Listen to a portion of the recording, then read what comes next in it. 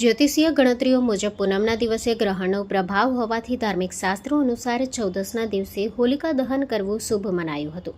આ નિર્ણયને પગલે ધાંગધ્રા શહેર અને ગ્રામ્ય વિસ્તારોમાં એક દિવસ પહેલા હોળીનો પર્વ ઉજવાયો. સવારથી જ ભક્તો દ્વારા હોલિકા દહન માટે લાકડા અને અન્ય ચીજવસ્તુઓ એકઠી કરવામાં આવી હતી. દરેક વિસ્તારમાં શ્રદ્ધાળુઓએ પોતાની શક્તિ મુજબ હોલિકા બનાવી હતી અને સંધ્યા સમયે વિધિવત રીતે તેને પ્રગટાવી હતી. હોળીનો આ પર્વ ભક્ત પ્રહલાદની ભક્તિ અને અસત્ય પર સત્યના વિજય સાથે જોડાયેલો છે.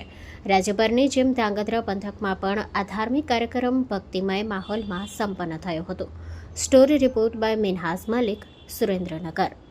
ચલો આ કેટલા વર્ષથી એમાં આયોજન કરી રહ્યા છો આ લોકોને? છેલ્લા 100 વર્ષથી ગાંધી દરવાજા વિજય ચોક માય મંડળ દ્વારા હોલિકા દહનનું આયોજન કરવામાં આવે છે અને છેલ્લા કેટલાય વર્ષોથી ગાંધી દરવાજા માય મંડળની મહિલા બહેનો દ્વારા હોલિકા દહન પહેલા અહીંયા રંગોળી વિવિધ ડેકોરેશન પણ બધા સાથે મળીને કરે છે. હોલિકા દહન રંગોળી છે, આજે અમે જે ડેકોરેશન લો છે તમામ મહિલા બહેનો દ્વારા કરવામાં આવે છે.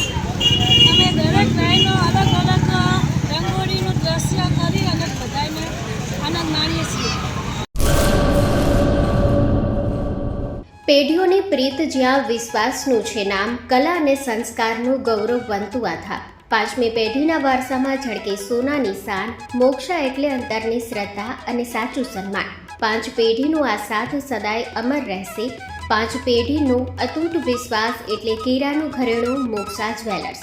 ગામ કેરાના હૃદય સમાન અને વર્ષોથી આપણી સંસ્કૃતિને દાગીનામાં કંડારનાર મોક્ષા જ્વેલર્સની મુલાકાતે આજે જ્યારે શૈલેષભાઈ શાંતિલાલ સોની આ પેઢીના 5મા વારસદાર તરીકે ગાદી સંભાળી રહ્યા છે, પણ વડવાઓના આશીર્વાદ અને ગ્રાહકોનો અપાર પ્રેમ પણ ઝળકે છે.